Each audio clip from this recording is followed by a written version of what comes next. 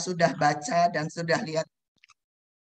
Ini buku bagus sekali dan kita merasa terhormat boleh bicara tentang buku ini dengan pembahas Romo Nano dan Romo Dipo. Romo Dipo adalah pembimbing kami di CLC Jakarta. Bagi yang belum kenal Romo Nano, mungkin akan saya bacakan sedikit CV-nya. Romo ditahbiskan tahun 2001, bulan biasa ya, tahbisan Yesuit tanggal 30 Juli. Lalu menamatkan pendidikan Master Spiritualitas dari Universitas Nijmegen, Belanda. Saya nggak bisa bacanya. Lulus tahun 2003, lalu tersiat di Sydney tahun 2010. Pekerjaannya dari tahun 2003 sampai 2012 adalah Magister Novisiat. Currently, Romo Nano mendapat tugas baru sebagai koordinator formasi awam Sahabat Ignatius. Mungkin ada yang ketinggalan atau ada yang masih kurang, nanti bisa menghubungi Romo Nano sendiri. Kami berterima kasih Romo menyediakan waktu untuk pembahasan buku ini. Kita akan mulai pertemuan ini dengan doa oleh Erlin. Erlina adalah orang yang paling penting yang menyelenggarakan sehingga kita bisa dalam pertemuan ini. Silakan Erlin. Dan nanti pertemuan akan dipandu oleh Ibu Nancy sebagai moderator. Monggo, silakan Erlin. Romo, Bapak, Ibu, dan saudara-saudara sekalian, mari kita awali hari ini dengan doa. Dalam nama Bapa dan Putra dan Roh Kudus. Amin. Amin.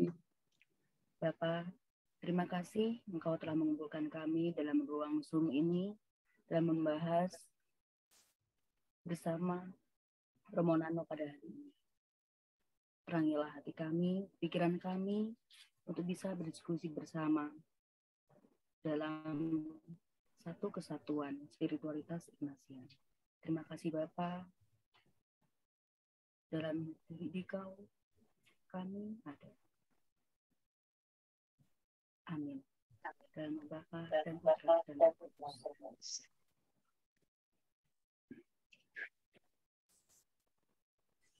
Mbak Nancy, terima kasih Erlin. Mbak Nancy, monggo silahkan dimulai, dipandu dulu. Bagaimana alur acaranya? Ya, terima kasih banyak Vidiana. Sekali lagi selamat datang untuk Romo Nano, Romo Dipo, teman-teman baik dari CLC, tidak hanya CLC Jakarta, tapi saya lihat ada yang dari Bandung, dari Magelang, Jogja, dan mungkin Surabaya, saya belum sempat melihat semua. Juga semua undangan yang hadir pada kesempatan ini. Merupakan suatu kehormatan bagi kami untuk menyelenggarakan kegiatan ini.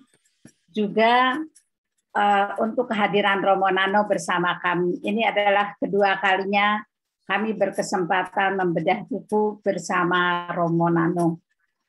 Mungkin saya akan jelaskan alur acaranya supaya enak kita mengikutinya. Kesempatan pertama nanti akan kami berikan kepada Romo Nano untuk membedah buku ini secara lebih mendalam. Mungkin sekitar 1 jam ya Romo. Setelah itu akan break sebentar karena kami mendapat hadiah dari penerbit Canisius berupa buku-buku. Mungkin dalam kesempatan setelah Romo Nano bicara kita gunakan sebentar waktunya untuk membagi beberapa hadiah dalam bentuk door prize. Nanti caranya bagaimana kita lihat pada saat itu. Sesudah itu dilanjutkan dengan tanya jawab. Baru kita akhiri pertemuan. Di akhir pertemuan kembali akan ada door prize lagi. Jadi berkat kerjasama yang diberikan oleh pihak penerbit Canisius, kami mendapat beberapa hadiah. Terima kasih kepada Canisius. kesempatan ini untuk tidak berpanjang lebar seperti tadi Bu Diana sudah memperkenalkan Romo Nano. Monggo Romo Nano untuk mulai. Untuk teman-teman mungkin sebaiknya supaya kita bisa mendengarkan apa yang disampaikan Romo Nano dengan baik, mohon mic dimatikan, nanti baru dinyalakan ketika ingin bertanya. Terima kasih. Saya mohon dibantu supaya bisa share screen ya. Sudah, Romo? Sudah. You cannot. Oh, oke. Dijadikan co-host mungkin. Oke, baik, Mo. Co-host. Ya. Sudah, Mo. Oke, sekarang memang sudah. Tadi belum. Ya. Maaf. No problem. Teman-teman anggota Serikat Yesus dan juga teman-teman sahabat Ignatius ya. Sekarang saya harus menyebut begitu, bukan saudara-saudari, bukan teman-teman gitu, tetapi teman-teman seserikat Yesus dan teman-teman awam sahabat Ignatius. Terima kasih saya diberi kesempatan menjadi pembahas utama acara ini. Saya merasa diberi kehormatan besar. Dan kehormatan besar ini seperti sebuah paksaan untuk membaca buku ini. Karena kalau tidak dipaksa, saya cenderung akan lambat membaca. Karena bagi saya, buku ini seperti sebuah buku tuntunan doa. Ketika saya membaca satu paragraf dan menemukan satu kalimat yang menarik, saya berhenti. Dan saya memakainya untuk berdoa, atau merenung, atau menggambar yang saya rasakan. Jadi saya lambat sekali membacanya. Nah, karena Romo Dipo itu senior saya, kamu jadi nanti yang membahas buku ya. Ya, saya tidak bisa tidak mengatakan ya, dan itu memaksa saya membaca lebih cepat. Terima kasih kepada teman-teman sahabat Ignatius yang mempercayai saya. Lalu yang kedua, saya mohon maaf kalau nanti internet gangguan gitu, karena 2 hari yang lalu internet di Klaten terganggu sehingga saya terpental beberapa kali dalam Zoom. Maka kalau nanti saya terpental, tenang saja, nanti entah Bu Nancy atau Diana atau Romo Dipo langsung saja ngobrol tentang pengalaman membaca buku ini. Yang ketiga, saya tidak akan membedah buku ini karena muatan buku ini banyak banget. Saya tidak akan mampu membedahnya. Maka sifat saya hanya mau memberi highlight. Ibarat teman-teman membawa buku itu sambil teman-teman bawa stabilo. Saya mau menunjukkan ini loh halaman sekian ini menarik, halaman sekian ini menarik. Itu. Ya, jadi saya tidak akan membedah, tetapi saya hanya menampilkan ulang beberapa hal. Dan seperti hobi saya beri gambar-gambar yang bagus yang untuk saya menarik.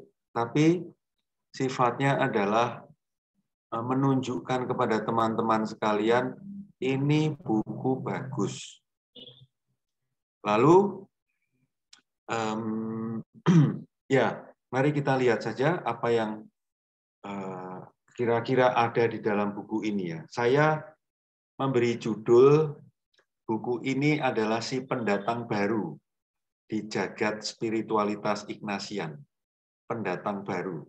Karena sebelum ini kan muncul beberapa buku yang sempat menghebohkan jagat spiritualitas Ignatian khususnya di masa pandeminya. Saya mau melanjutkan beberapa hal yang menarik perhatian saya. Bagaimanapun juga buku ini harus dilihat dalam konteks buku-buku yang sudah ada. buku referensi utama tentu saja yang bagian atas ini autobiografi Ignatius Loyola, dan itu yang asli ditulis oleh Romo Minister di komunitas Ignatius waktu itu ya, Gonçalves da Camara. Itu buku babonnya, buku referensi. Lalu buku yang referensi kedua, Latihan Rohani. Nah, tentang autobiografi, buku yang bagus menurut saya, buku komentar yang bagus adalah Walking with Inigo. Nah, ini agak mirip-mirip nih, yang lama Walking with Inigo, yaitu buku komentar tentang autobiografi. Bagus, sangat recommended gitu. Lalu sekarang ada Walking with Ignatius gitu kan, beda tipis kan. Nah, Walking with Ignatius akhirnya sebetulnya ini berbicara tentang Arturo Sosa yang ditanya tentang Ignatius Loyola, tentang Serikat Yesus, tentang Ignatius, tentang macam-macam hal. Jadi Arturo Sosa sebagai Pater Jenderal Serikat Yesus membimbing kita untuk melihat yang sudah kita ketahui menjadi lebih dalam lagi. Jadi ini saya bersyukur bahwa ada pendatang baru ini yang membantu kita memperdalam pemahaman pengetahuan kita tentang buku-buku sebelumnya. Tentu saja buku-buku sebelumnya juga berperan banyak. Buku tentang latihan rohani sudah mulai banyak, ini pantas kita syukuri dalam edisi bahasa Indonesia. Seperti kita ketahui bersama, buku ini terdiri dari beberapa hal. Yang pertama, buku ini berbicara tentang bagaimana Arturo Sosa memahami Ignatius Loyola. Ini yang pertama. Dan menurut saya menarik sekali bagaimana Arturo Sosa menggambarkan Ignatius. Lalu pewawancaranya mewawancarai Arturo Sosa lalu menamai Arturo Sosa itu ya peziarah zaman sekarang ini. Lalu ada tema-tema lain tentang gereja, tentang kita, tentang pandemi, tentang Serikat Yesus, tentang pendidikan sekolah-sekolah Yesuit. Cukup lengkap. Arturo Sosa ditanyai macam-macam hal oleh Dario Menor itu masa lalu, masa sekarang, masa depan. Nah, ini salah satu ciri khas buku ini. Ada kalanya berbicara tentang masa lalu, ya, tentang Yesus Kristus, tentang Ignatius pada zamannya, lalu tentang kondisi zaman sekarang, terkait dengan gereja, terkait dengan Serikat Yesus, terkait dengan pandemi, dan juga berbicara tentang masa depan. Nanti bagaimana ketika pandemi ini usai? Nanti bagaimana gereja? Nanti bagaimana nasib Serikat Yesus? Maka ciri khas buku ini yang perlu teman-teman pahami adalah dimensi waktu yang digambarkan itu dinamis gitu. Masa lalu, masa depan, masa saat ini. Nah, saya juga menemukan dari buku ini sungguh sangat kuat ya. Betapa penting peran dialog. Buku ini dihasilkan karena wawancara. Pater Jenderal diwawancarai oleh Dario Menor, seorang wartawan. Dan dari dialog tanya-jawab ini, dihasilkanlah buku ini. Maka bagi saya ini sebuah peneguhan ya, peneguhan bahwa dialog adalah sebuah metode perjumpaan menuju ke kedalaman. Ini refleksi bagi saya. Apakah saya bisa berdialog? Dialog itu kan mengundang atau dialog itu kan menuntut saya bertanya, ya, merumuskan pertanyaan itu kan penting. dengan merumuskan pertanyaan itu saya membuat nasib pembicaraan itu bisa berkembang atau tidak. Kalau pertanyaan saya itu jawabannya hanya ya dan tidak, maka dialog menjadi tidak menarik ya, karena hanya ya kan ya enak enggak enak. Ini kurang eksploratif ya, ini kurang reflektif. Jadi metode utama pembuatan buku ini dalam bentuk dialog itu bagi saya sendiri, saya tanya, apakah aku ini orang yang mampu berdialog? Dan dua unsur dialog adalah bertanya, lalu pihak lain menjawab. Saya mendengarkan, saya memahami, saya menangkap, saya menanggapi, dan terus begitu, saling. Dan saya tidak heran dan amat bersyukur karena salah satu inti dari spiritualitas Ignatian adalah dialog. Dalam bahasa Latin berarti dalam bahasa Latin istilahnya adalah colloquium, omong-omong. Dan itu menjadi salah satu metode utama Ignatius dalam latihan rohani kan. Setelah kontemplasi, melihat, mendengar, merasakan, hadir, lalu ditutup dengan dialog antara saya yang berdoa, bisa dengan Tuhan, bisa dengan siapapun yang saya jumpai dalam doa itu. Jadi teman-teman, di titik ini saja saya sebetulnya sudah berhenti lama ya untuk berefleksi. Mampukah aku berdialog?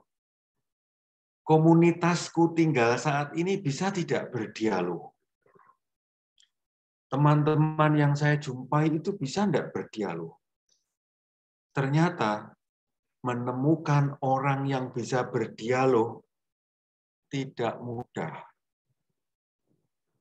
Banyak orang yang lebih cenderung monolog, omong gitu. Dan itu artinya menempatkan orang lain menjadi pendengar dia. Tidak rahasia ya bahwa tidak semua Yesuit itu bisa melakukan percakapan 3 putaran itu. Apa artinya kalau seseorang tidak bisa melakukan percakapan 3 putaran?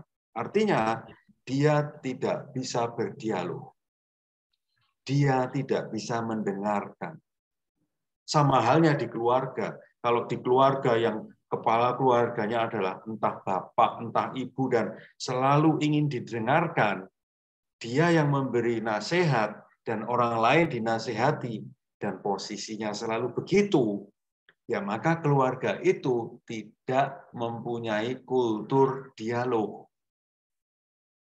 Juga terjadi di kelompok pertemanan, terjadi di tempat kita bekerja. Ya. Dialog.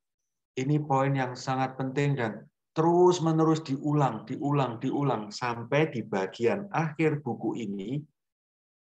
Dario Menor sebagai penulis mengatakan salah satu pengalaman yang paling berharga saya ketika mewawancarai Pater Jenderal adalah saya mengalami dialog. Teman-teman, saya mau mengakhiri penjelasan tentang kata dialog ini dengan bertanya pada Anda, apakah Anda bisa berdialog? Semoga semakin banyak orang yang bisa berdialog.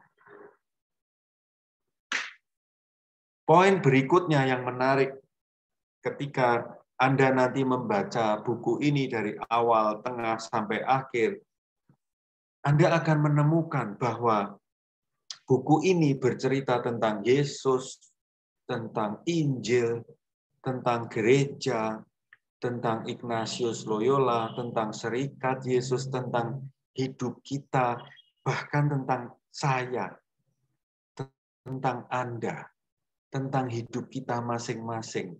Dan itu dimasuki oleh Pater Jenderal Arturo Sosa dan direfleksikan. Maka lalu saya menamai pribadi-pribadi yang saya sebut itu adalah sumber kedalaman dan keluasan dan tempat kita terlibat. Saya terlibat dalam hidup Yesus, saya terlibat dalam gereja Katolik. Saya merasa berjalan bersama Ignatius Loyola, berarti saya memasuki kedalaman. Dan Ignatius kan orang yang punya wawasan yang sangat luas. Artinya, saya diundang keluar dari kotak saya yang sempit dan masuk dalam horizon cakrawala Ignatius yang lebih luas. Maka saya merasa masuk membaca buku ini, saya rasanya di satu sisi diajak masuk ke dalam hidup saya sendiri, tapi kadang-kadang saya seperti diajak masuk dalam hidup Yesus, diajak melihat dunia dari kacamata Yesus, dari kacamata Paus Fransiskus, dari kacamata Ignatius Loyola. Untuk saya, membaca buku ini seperti menjalani latihan rohani, berkontemplasi, berdialog. Lalu saya mengambil sikap, saya mau apa dalam hidup ini. Jadi, buku ini tidak sekedar buku bacaan, tetapi seperti buku tuntunan refleksi. Dan please, kalau Anda membaca ini, jangan kejar tayang. Seminggu harus selesai. No, nikmati. Kata demi kata, bahkan kalau Anda tertarik dengan cara membaca itu. Atau bagian tertentu Anda tertarik, berhentilah di situ dan nikmatilah. Saya terkesan dengan cover buku ini ya, maka saya foto, lalu saya jadikan pic profile WA saya, lalu ada yang bertanya, Romo sedang pergi ya? Iya, saya sedang pergi, ketipu dia. Saya tertarik dengan cover buku ini ya, karena yang saya semula Ignatius Loyola yang mana ya? Yang ini pakai ribbon, wah saya senang sekali kalau Romo Ignatius pakai kacamata ribbon ya. Atau yang ini gitu. Oh, ternyata Ignatius Loyola yang ini pakai polo, pakai jaket gitu. Dan dia ditempatkan di kerumunan banyak orang zaman sekarang. Untuk saya ini sungguh sangat menarik. Dan ini berarti apa? Untuk saya, cover ini sendiri sudah berbicara. Ignatius Loyola hidup di tahun 1500-an kan. Dan dia menghasilkan cara hidup tertentu. Dan cara hidupnya itu kan dibukukan. Ada yang dibukukan lewat autobiografi, aneka macam ragam autobiografi ya, teman-teman. Anda sudah tahu ada beberapa penulis biografi Ignatius Loyola. Komentarnya lebih banyak lagi. Dan ada buku latihan rohani, ada konstitusi, ada spiritual journal, ada surat-surat gitu. Luar biasa warisan tulisannya. Dan saya menemukan ternyata cara hidup Ignatius Loyola itu secara khusus disebut spiritualitas Ignatian tetap aktual dan inspiratif untuk zaman sekarang. Pandemi kemarin menjadi bukti di banyak tempat orang yang tertarik belajar spiritualitas Ignatian dan mempraktekkan seperti jamur di awal musim hujan. Banyak banget. Dan banyak orang terbantu dengan menghidupi spiritualitas Ignatian di tataran yang praktis sekali. Entah itu berefleksi, entah itu eksamen, entah itu terminologi yang terkenal kan seperti finding God in all things gitu. Jadi sungguh gambar yang dipilih sebagai cover ini sangat menarik. Lalu komentator yang dipilih adalah seorang suster bernama Jolanta Kafka. Dia seorang misionaris suster, orang Polandia. Dia Dia adalah ketua pimpinan kongregasi sedunia. Jadi bayangan saya, pimpinan-pimpinan kongregasi itu ada kumpulannya dan dia menjadi ketuanya. Nah, tulisan beliau juga menurut saya banyak yang menarik ya. Banyak yang menarik. Dia memberi highlight hal-hal yang penting dari buku ini. Dan saya meng-highlight apa yang dia highlight. Saya hanya memilih 3 saja. Yang pertama, buku ini kan memakai metode bertanya lalu dijawab kan, dan Suster Kafka memberi peneguhan. Buku ini cocok untuk mereka yang kritis, mempunyai pertanyaan-pertanyaan yang mendalam. Saya merasa diteguhkan. Saya mempunyai keyakinan orang yang bertanya sebetulnya dia punya rasa ingin tahu. Sebetulnya dia on the right way to know something better.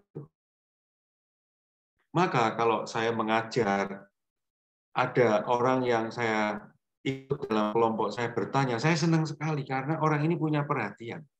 Dia menangkap sesuatu dan dia ingin tahu lebih dalam, lebih jauh, lebih lebar lagi gitu. Maka ini juga menggugat saya, ya, menggugat kita. Apakah saya itu seorang penanya yang cukup mendalam? Seperti apa bobot-bobot pertanyaan saya itu? Ada kemarin kami berkelakar dalam sebuah kelompok. Saya lebih senang pertanyaan multiple choice, gampang jawabnya gitu. Ya memang. Tapi kalau kita memasuki dunia spiritualitas Ignatian, kita diundang untuk bertanya lebih mendalam, untuk berani bertanya, dan untuk menanyakan pertanyaan-pertanyaan yang berani ya. Dan jangan takut menanyakan apapun, kendati pertanyaan itu mungkin kurang ajar. Termasuk dalam buku ini kan si pewawancara kan bertanya, Pater pernah jatuh cinta enggak? Apakah dulu punya pacar? Ya macam-macam itu ya, ditanya hal seperti itu ya. Untuk saya menarik ya, ternyata Pater Jenderal ya punya pengalaman-pengalaman seperti itu. Dia mempunyai relasi-relasi yang mendalam, kuat sampai sekarang dengan beberapa sahabat perempuan. Ini menarik perhatian saya. Saya senang ini. Pimpinan Serikat Yesus mempunyai sahabat-sahabat perempuan dalam jalan yang baik, yang positif. Dan wow, ini tidak pernah ya termunculkan. Dan pertanyaan-pertanyaannya misalnya, andai kata Ignatius tidak kena peluru di Pamplona, apakah dia bisa bertobat? Pertanyaan yang mungkin tidak pernah kita pikirkan ya. Oke, itu yang pertama. Yang kedua, kata diskresi itu terus diulang-ulang. Kata berziarah terus diulang-ulang dari awal sampai akhir. Saya merasa ini khas Ignatian ya, berziarah. Seperti Ignatius sendiri berziarah. Dan hidup kita pun berziarah. Dari satu tempat ke tempat berikutnya, dari stage of life tertentu menuju stage of life berikutnya. Dari usia 30-an menuju 40-an, menuju 50-an, menuju 60-an gitu. Itu sebuah peziarahan. Dan poin ketiga, betapa pentingnya komunitas, betapa pentingnya percakapan. Suster Kafka ini juga menyatakan betapa penting yang namanya percakapan. Dialog itu perlu. Sungguh amat menyenangkan tinggal di komunitas, entah itu komunitas religius, entah itu keluarga, entah itu tempat kita kerja, entah di negeri kita ini, sungguh menyenangkan bila di dalamnya ada kultur bercakap-cakap, ada kultur berdiskresi. Nggak nyaman rasanya ketika semuanya sudah ditentukan dan kita tidak pernah mendapatkan ruang serta waktu untuk menyampaikan sesuatu. ada gubernur tertentu ya yang membuka pintu balai kota bagi semua siapa saja warga kota itu datang dan menyampaikan keluhannya dan ditanggapi loh ya, nggak sekedar buang sebel dan gubernur ini, kepala daerah ini menanggapi. Tentu sangat menyenangkan menjadi warga kota itu. Dan lalu terjadi sebuah perubahan ketika pemimpin daerah berikutnya tidak memberi ruang dan waktu untuk bercakap-cakap seperti itu. Itu kekagetan yang merugikan. Sebaliknya, kalau orang tidak pernah diberi kesempatan omong, menggugat, bertanya, lalu ya proses komunikasi nggak jalan kan? Proses interpelasi juga nggak akan jalan kan ketika ada kelompok yang tidak mau duduk bersama dan apa yang diputuskan dipertanyakan kan? Ini sebuah undangan, tapi mungkin juga sebuah gugatan, sebuah notifikasi sekali lagi. Apakah saya bisa berdiskresi, bercakap-cakap, berkomunitas? Ini sesuatu yang kuat sekali ditawarkan dalam buku ini.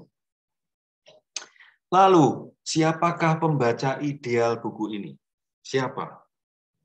Menurut saya ya, setelah saya mencoba membaca buku ini secara cepat, yang ideal ya artinya siapapun sebetulnya bisa membaca, tetapi orang akan memetik buah banyak ketika pembaca ini sudah mempunyai pengalaman, pengetahuan, pengenalan yang lumayan mencukupi tentang Ignatius Loyola, tentang spiritualitas Ignatian, tentang Serikat Yesus gitu.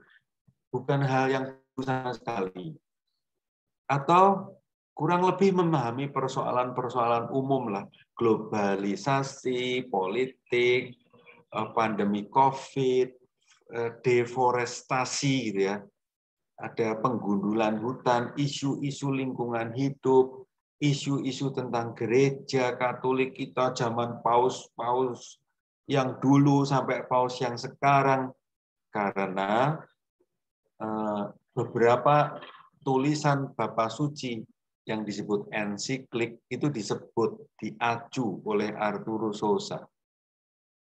Dan orang mempunyai pertanyaan-pertanyaan kritis dan mendalam tentang hidup ini. Inilah pembaca ideal. Artinya, kalau pengetahuan saya tentang keserikatan, tentang Ignatius, tentang UAP, tentang Gereja Katolik tidak banyak, buku ini terlalu berat untuk dibaca. Maka saya berharap anggota-anggota CLC yang kurang lebih mempunyai pemahaman-pemahaman yang lebih dari cukup tentang poin-poin ini bisa mengoptimalkan buku ini untuk diserap isinya, untuk memunculkan apa yang Anda punya. Jadi buku ini berguna untuk menamai yang saya miliki. Nah ini, buku ini membantu saya menamai, menunjukkan, memetakan apa yang saya miliki. Artinya, kalau yang saya miliki sedikit, maka ya tidak akan mendapat banyak, karena gimana-gimana ini buku dari bagaimanapun juga harus dikatakan ini untuk kalangan terbatas ya. Para romo dari spiritualitas lain saya kira tidak akan banyak memahami karena banyak istilah-istilah khas Ignatian, Serikat Yesus gitu. Oke. Lalu untuk saya sendiri buku ini itu seperti sebuah gambar yang lebih luas gitu. Pemahaman saya, gambar saya tentang hidup ini baru segini. Tapi buku ini membantu saya untuk oke, hidup ini ternyata seperti itu ya, ternyata lebih luas gitu. Yang kedua, buku ini membantu saya untuk berefleksi, untuk berkontemplasi. Sekarang kita mulai masuk ke tulisan dari buku ini ya. Ini ditulis oleh Arturo Sosa sebagai pendahuluan. Saya senang dengan dengan ungkapan ini ya. Buku ini dimaksudkan untuk mendukung pembaca menemukan jalan bertemu dengan Allah dengan cara baru. Ini contoh saya highlight terus saya beri gambar gitu. Ya, tulisan ini tulisan Arturo Sosa sendiri. Lalu yang saya highlight itu biasanya saya beri kapital. Menemukan jalan bertemu dengan Allah dengan cara baru. Untuk saya ini menarik ya. Tentu saya, Anda, ya, entah itu Diana, entah itu Romo Dipo, entah itu Bu Nancy atau siapapun gitu, Anda punya cara-cara tertentu untuk menemukan Tuhan. Dan buku ini menawarkan cara baru. 2 hari yang lalu saya diundang oleh sebuah kelompok teman ya. Mereka berdoa kerahiman ilahi dan koronka setiap hari. Setiap hari. Online bersama-sama. Lalu saya diundang gitu. Saya diundang untuk memperkenalkan spiritualitas Ignatian. Lalu saya diberi pertanyaan, Romo, apa hubungannya kerahiman bagaimana menjelaskan kerahiman ilahi dengan spiritualitas Ignatian? Wow. Saya mengatakannya begini. Berdoa kerahiman ilahi itu sebuah cara. Dan spiritualitas Ignatian itu di dalamnya banyak cara untuk berdoa. Jadi berdoa kerahiman ilahi itu sebuah cara. Sedangkan spiritualitas Ignatian itu sebuah cara yang menyediakan banyak cara untuk berdoa. Nah, itu.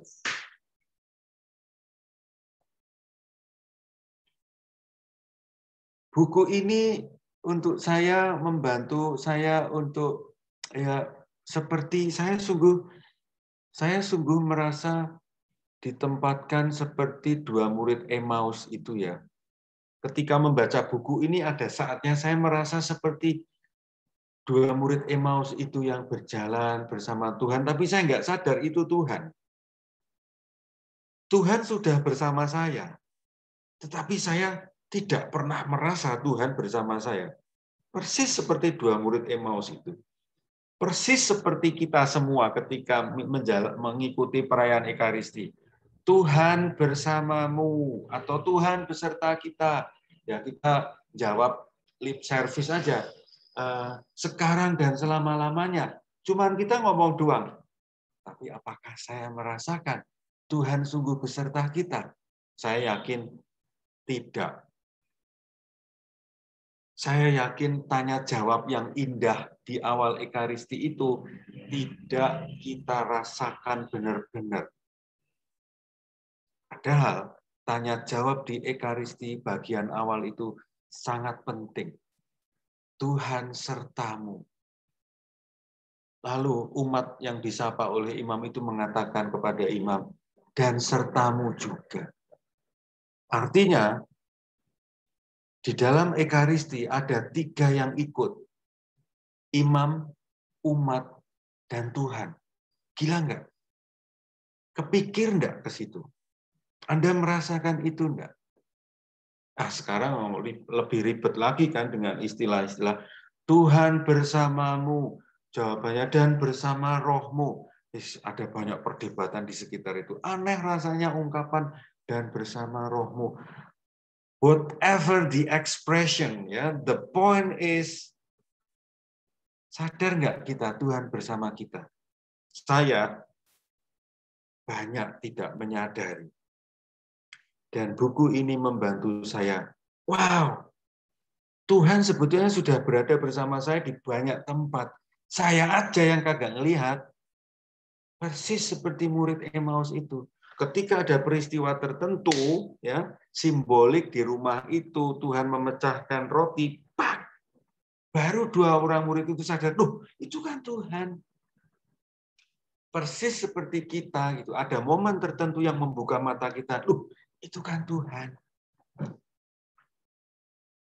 Buku ini membantu saya, membantu kita untuk mencari di momen-momen apa saja Tuhan sudah berjalan bersama kita dan kita nggak sadar.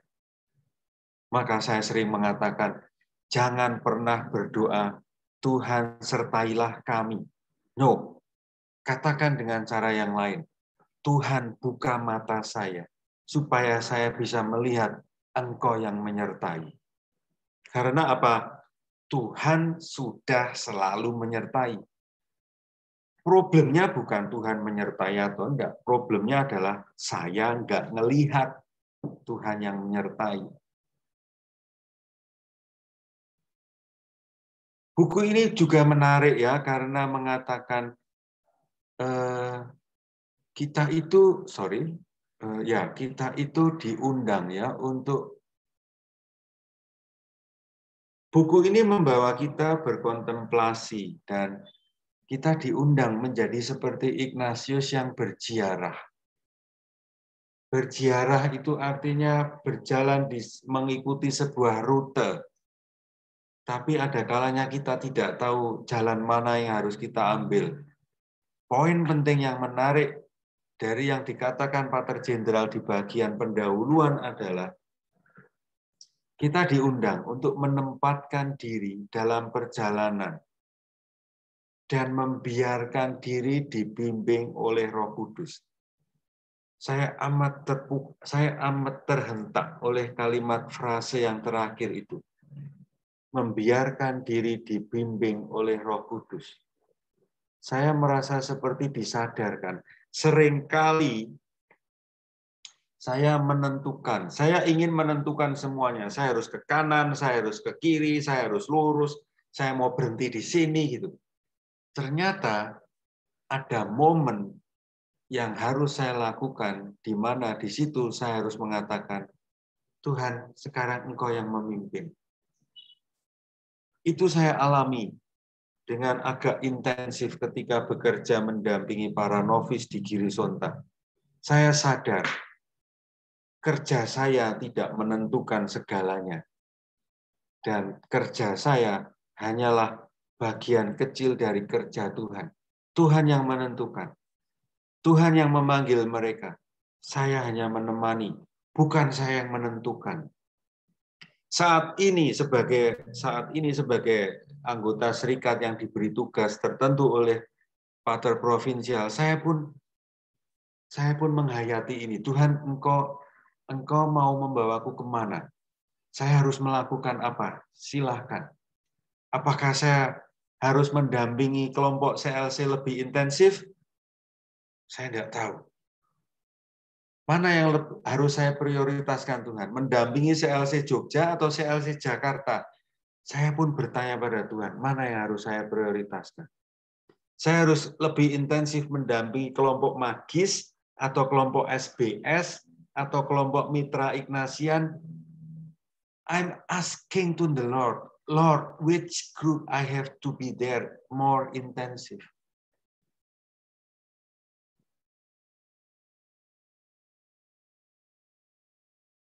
Ini kurang lebih hal yang sama. Buku ini mengajak Anda sebagai pembaca untuk membuka diri terhadap hal-hal baru. Untuk Anda, para pembaca yang berusia mulai umur 50, 60, 70, sudah jadi seorang profesor filsafat, sudah mempunyai banyak kesimpulan-kesimpulan yang mendekati kebenaran platonis gitu ya. Ini sebuah tantangan. Membuka diri terhadap hal-hal yang baru. Nanti Pater Jenderal akan menyatakan banyak hal yang sudah kita simpulkan harus diantai gitu ya, dibuka lagi. Barangkali Tuhan mau mengajak kita sesuatu yang baru lagi. Usia, status, pengalaman seringkali membuat kita cenderung this is my way. Ini jalanku. Saya nggak bisa dengan cara itu. Ini ungkapan yang harus kita waspadai sekarang. Saya nggak bisa dengan cara itu. Lah, kalau Tuhan mau mengajak kita dengan cara yang baru, mau apa? Artinya kan kita sudah menutup diri dari undangan Tuhan untuk memulai sesuatu yang baru kan? Teman-teman, ini buku yang menantang loh ya. Kita ditantang untuk tidak berhenti di sebuah stage of life tertentu. Kita diundang untuk berani membuka kunci, pintu, dan belajar sesuatu yang baru. Buku ini adalah hasil kolaborasi dari banyak orang, dan huruf kapital di sana yang paling penting ya. Buku ini mengundang kita untuk mari duduk bersama, berbagi tentang cara pandang. Orang Afrika memandang hidup begini, orang Asia begini, orang Amerika lain lagi, orang Eropa lain lagi. Atau di antara kita saja, orang Tionghoa, orang Jawa, orang Batak, orang Papua, punya sudut pandang tertentu, punya kultur tersendiri. Dan buku ini mengundang kita untuk mari kita duduk bersama. Duduk bersama saling memperkaya.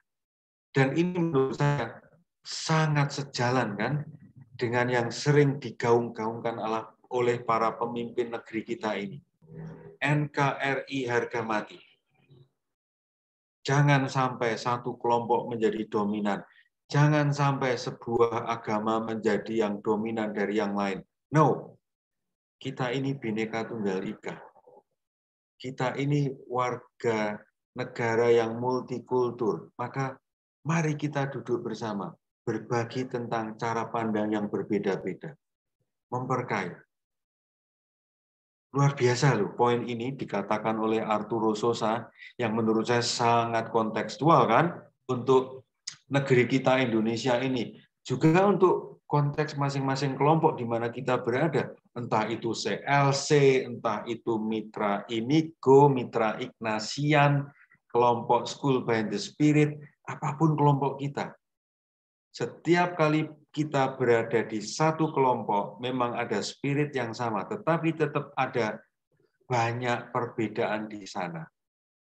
Dan buku ini mengundang kita untuk mari kita saling mendengarkan perbedaan itu. Lalu Pater Jenderal mengatakan, semoga buku ini membantu kita para pembaca memandang dunia di sekitar kita, melihat gereja, melihat Serikat Yesus dengan kacamata baru, dengan sebuah cara pandang baru. Artinya apa? Artinya masing-masing dari kita itu sudah punya cara pandang tersendiri terhadap segala sesuatu.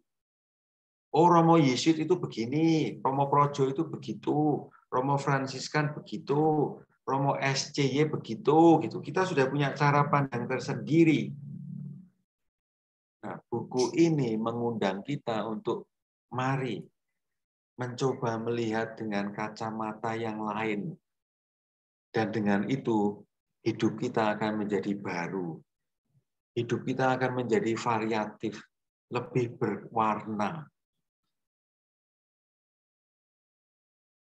Teman-teman, saya akan ini belum menyentuh bukunya ya, baru pendahuluan ya, tapi sudah hampir 1 jam ya. Tapi saya mau 1 jam dulu, 5 menit lagi. Setelah itu kalau mau tanya jawab macam-macam silahkan, karena saya meng-highlight hal-hal yang penting saja ya tentang Ignatius Loyola. Sekarang mulai bab pertama buku ini. Kayaknya webinar seperti ini harus diadakan sebanyak jumlah bab buku ini ya. Jadi saya menawarkan balik kepada Romo Dipo, teman-teman pengurus CLC, adakan setiap bulan. Dan masing-masing bulan itu masing-masing bab buku ini. Karena kalau mau dibedah 1 jam, saya berkelakar pada Diana. Diana 2 jam itu bisa habis untuk saya pakai sendiri. Dan itu pun belum selesai membedah buku ini. Karena apa? Sangat kaya. Ini saya sudah hampir 1 jam baru masuk bab pertama. Lihat judulnya teman-teman, lihat judulnya dan lihat gambarnya. Ya. Judulnya adalah bertobat menjadi peziarah. Kata kuncinya adalah peziarah. Dan nanti di bagian tertentu Pater Jenderal menegaskan, Ignatius mengklaim dirinya bukan sebagai orang yang bertobat, tetapi orang yang berziarah. tidak pernah menetap. Maka tradisi peregrinasi itu kuat di Serikat. Sayang di masa pandemi ini peregrinasi yang dilakukan di novisia tidak bisa dilakukan karena kondisi keamanan dan keselamatan para novis. Lihat gambarnya teman-teman, lihat gambarnya. Bayangkan dengan gambar yang sebelumnya biasanya muncul. Inigo Loyola dengan baju kesatria yang gagah, flamboyan, elegan, status sosial tinggi. Dan dia memilih baju ziarah, miskin, tongkatnya, dan nggak ada rencana hidup yang jelas. Rencananya satu, ikut berziarah bersama Tuhan. Halaman ini sudah menggugat saya dan mengajak saya berhenti. Apakah saya siap diajak berziarah bersama Tuhan? Apakah saya siap diajak berziarah bersama Serikat Yesus? Andai kata suatu ketika nih bulan depan, provinsial mengatakan pada saya, Nano, pekerjaanmu sekarang biar dilakukan oleh romo lain. Siap-siap. Awal tahun kamu ke Kalimantan, ke Ketapang. Apakah saya siap? Saya akan bertanya, aduh, wah ini saya baru mulai Romo, apa tidak 5 tahun lagi? Mungkin. Saya akan menegosiasi seperti itu ya.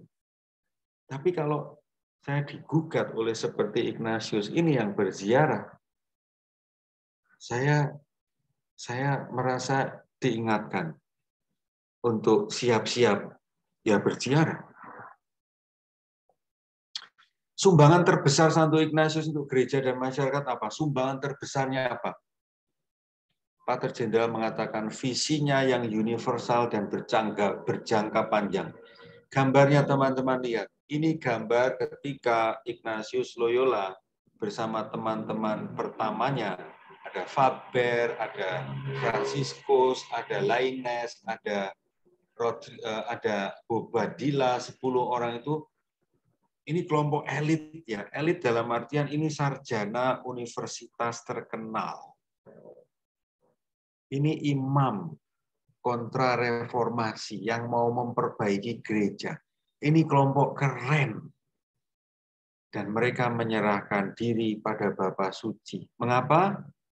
Karena Bapa Suci itu yang mengetahui seluruh gereja universal. Dan nanti di bagian lain, Arturo Sosa menegaskan bahwa Serikat Yesus itu selalu menjadi bagian dari gereja. Dan Serikat Yesus menempatkan diri di bawah Bapa Suci. Bahwa sekarang Bapa Sucinya Yesuit itu sebuah anomali yang mungkin terjadi 1000 tahun sekali. Ya. Serikat Yesus menyerahkan diri pada Yesuit kan itu berarti, tapi bukan keyesuitan dari Franciscus yang diarah ya, tetapi kepada Bapa Sucinya. Ignatius Loyola menyerahkan diri pada pemimpin tertinggi gereja, Bapa Suci, yang menjadi wakil Kristus di dunia. Ignatius tidak membentuk LSM sendiri yang bebas bergerak kemana-mana. No, dia menempatkan di bawah kaki Bapa Suci. Dan itu berarti di bawah Tuhan sendiri. Dan ini tetap berlaku sampai sekarang, sampai serikat ini entah sampai kapan.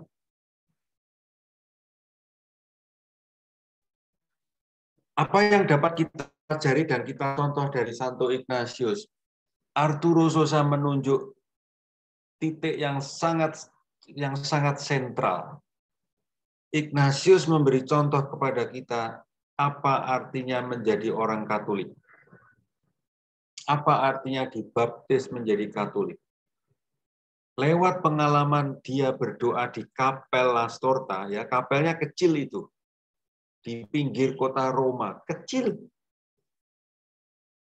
Dan di dalamnya dia mengalami, ketika berdoa, dia mengalami perjumpaan dengan Tritunggal yang sangat intensif.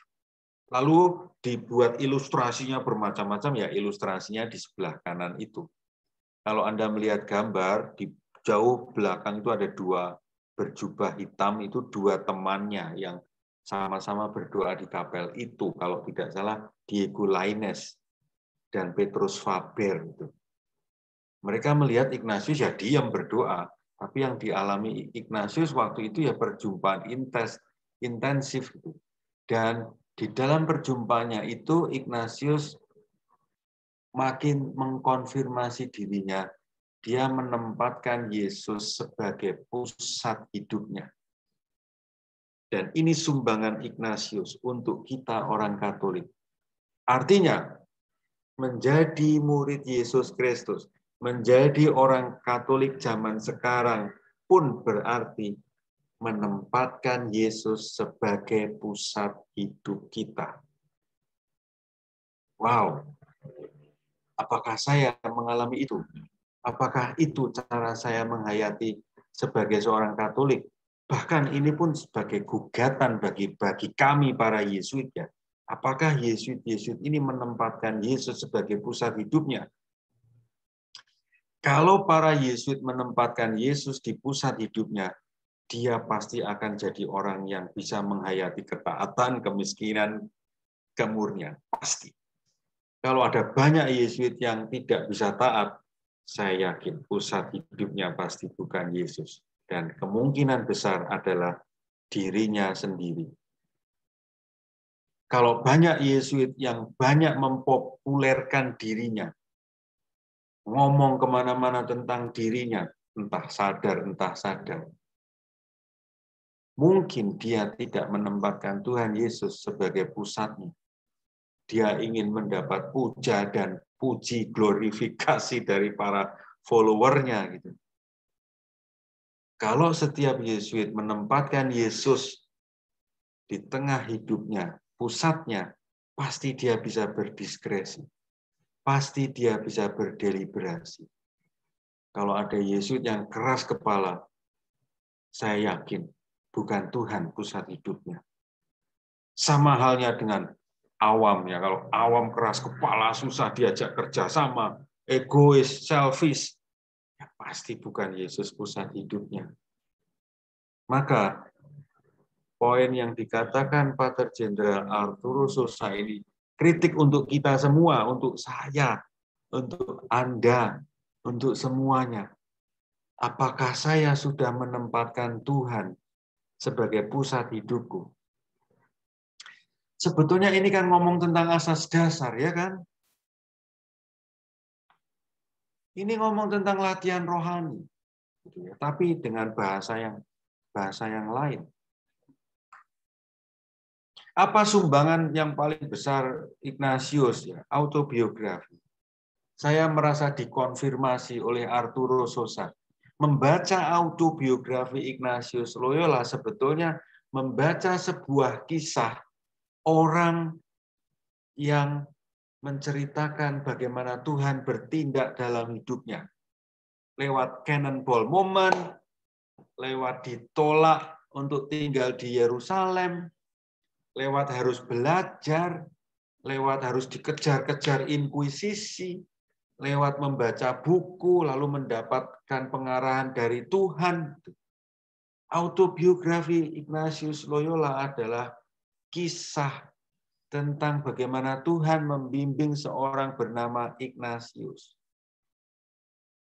Gugatan untuk saya adalah, apakah aku mampu menceritakan kisah hidupku, sejarah hidupku, sebagai sejarah Tuhan membimbingku? Karena itu salah satu favorit saya adalah kalau membimbing retret pengolahan sejarah hidup. Wah, itu favorit saya. Mengajak orang untuk melihat sejarah hidupnya. Mulai dari dia di kandungan sampai dia saat ini. Dan biasanya orang akan berhenti atau lari ketika menemukan momen-momen cannonball moment. Orang terluka, biasanya nggak mau lihat. Padahal Tuhan ada di sana. Kita punya autobiografi sendiri-sendiri, maka kita diundang untuk menulis autobiografi kita dan tunjukkan Di mana Tuhan berperan. Karena itu saya nulis buku bapakku, buku ibuku, promosi ini, promosi. Itu mau mengatakan sebetulnya, di situ saya mau mengatakan Tuhan bergerak lewat bapak-bapakku. Tuhan bergerak dalam hidupku lewat ibuku itu ya. Latihan rohani, buku penting banget. Latihan rohani itu sebetulnya apa? Atau sederhananya, buku latihan rohani itu kan sebetulnya pengalaman Ignatius menemukan Tuhan lewat cara-cara tertentu, cara berdoa tertentu. Dan buku itu lalu ditulis dan ditawarkan kepada siapapun. Kalau kamu mau ketemu Tuhan, ini loh ada caranya. Dan Ignatius sadar, oh orang ini cukup diberi renungan ini saja. Oh, orang ini cukup diberi renungan ini saja. Wah, ketika dia melihat Xaverius gitu ya, wah orang ini potensial nih. Wah, dia siapin benar-benar. Setelah siap, baru dia didampingi oleh Ignatius menjalani latihan rohani 30 hari. Persiapannya bertahun-tahun. Bahkan ketika mereka mengucapkan kaul di Montmartre, Franciscus Xaverius belum menjalani latihan rohani. Karena masih disiapkan oleh Ignatius. Supaya apa? Supaya dia mendapatkan pengalaman perjumpaan dengan Tuhan Yesus optimal. Seoptimal perjumpaan Ignatius dengan Yesus. Karena itu latihan rohani 30 hari menjadi agenda pokok dalam formasi Serikat Yesus. Harapannya apa? Harapannya setiap anggota Serikat Yesus itu berjumpa dengan Yesus lewat latihan rohani. Maka pertanyaan gugatan untuk kami para anggota Serikat Yesus adalah, apakah kamu mengalami perjumpaan dengan Tuhan dalam latihan rohani? Apakah saat ini, saat saya menjalani latihan rohani, saya berjumpa dengan Tuhan? Oke, teman-teman sudah 1 jam. Saya berhenti di sini dulu. Masih banyak yang bisa saya share, tapi rasanya tidak fair kalau saya ngomong terus. Maka silahkan moderator untuk mengatur jalannya acara berikutnya. Silakan. Terima kasih. Terima kasih Romo Nano. Saya tahu masih banyak yang ingin Romo sampaikan dan memang buku ini membawa pesan yang sangat banyak. Saya juga membacanya belum separuhnya Romo, tapi memang isinya demikian baik. Mungkin untuk berhenti sebentar, artinya menarik nafas untuk Romo dan kepada teman-teman yang hadir di sini, ada baiknya kita bagi-bagi dulu door prize. Untuk yang pertama ini mungkin ada 2 buku yang akan kami bagikan, yaitu buku yang pertama adalah buku mengenai latihan rohani. Tadi Romo Nano juga sudah menampilkan buku hijau itu. Biasanya kalau orang melakukan latihan rohani pasti mengenal buku hijau itu. Dan yang kedua adalah buku wasiat dan petuah Santo Ignatius.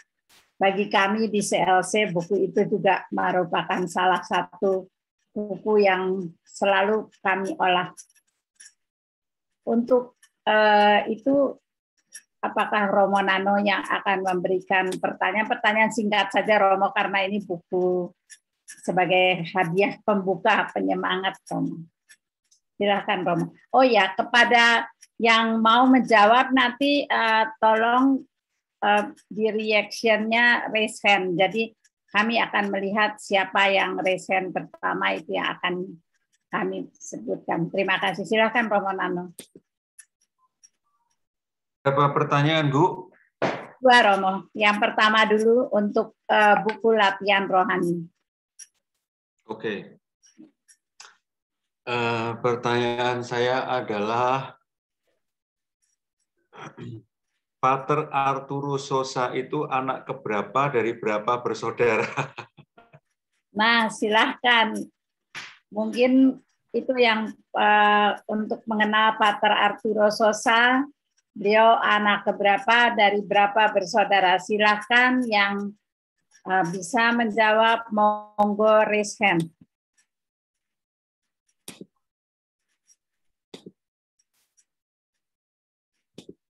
Pertanyaannya agak susah ini. Saya akan coba, Romo. Silakan. Oh, Suster Ana Mari. Silakan, Suster. Ya. Pater Arturus Sosa itu anak pertama dari 6 bersaudara. Oke, Suster, betul. Mendapat hadiah. Oh, terima kasih. Berziarah ke Roma. Bayar sendiri. Ya, Suster Ana Mari, nanti hadiah akan dikirim langsung dari Kanisius. Kami hanya mencatat nama Suster saja. Nah, saya pikir hadiahnya buku Berjalan Bersama Ignatius. Sudah punya, Romo. Itu yang terakhir, Romo. Oke. Pertanyaan kedua adalah, apa cita-cita pertama Arturus Sosa sebelum akhirnya menjadi imam Yesuit? Apa cita-cita pertama? Silahkan. Itu ada Gabriel Mahasto Derajat. Ya, monggo yang kedua. Ya, jadi tentara. No, bukan, salah. Peziarah. Ya, lebih begitu kali. Tentara peziarah. Bukan. Mau Dokter, ditambahin? Dokter Romo. Siapa yang ngomong ini? Ratna. Oke, benar. Dia ingin jadi dokter. Jadi yang mengatakan dokter itu mendapat hadiah. Ya, akan mendapat hadiah. Berlibur ke Venezuela. Bayar sendiri. Ya, Bu Ratna itu yang mendapat hadiah. Betul. Sudah, Bu Nancy, 2 pertanyaan. Ya, terima kasih, Romo Nano. Kita lanjutkan acara. Jadi tadi yang buku pertama dan buku kedua sudah ada penerimanya Suster Ana Mari, dan yang kedua Bu Ratna. Nanti kami akan, atau Ibu juga bisa memberikan nomor kontaknya untuk kami kontak. Terima kasih, Ibu. Selanjutnya, setelah kita mendengarkan penuturan Romo Nano tadi, menurut saya begitu banyak yang Romo sampaikan, walaupun Romo mengatakan Romo tidak membedah buku ini, tapi rasanya highlight yang Romo sampaikan itu sangat banyak. Kalau menurut saya itu sudah bagian-bagian penting dari buku itu yang Romo sampaikan.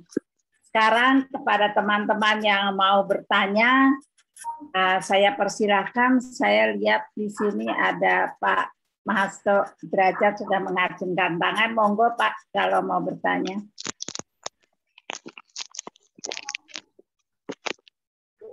Apa ya? Pertanyaan saya sih lebih pada ini ya. Tadi kan Romo sempat menyebut yang apa? Yang berpusat pada Yesus, gitu. Nah,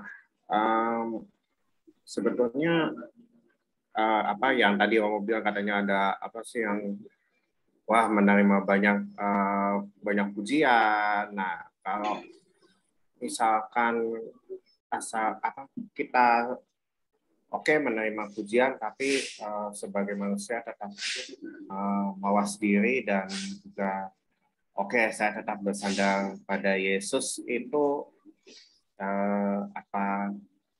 bisa menjadi prinsipnya demikian. Nah, gitu deh. Romo, terima kasih.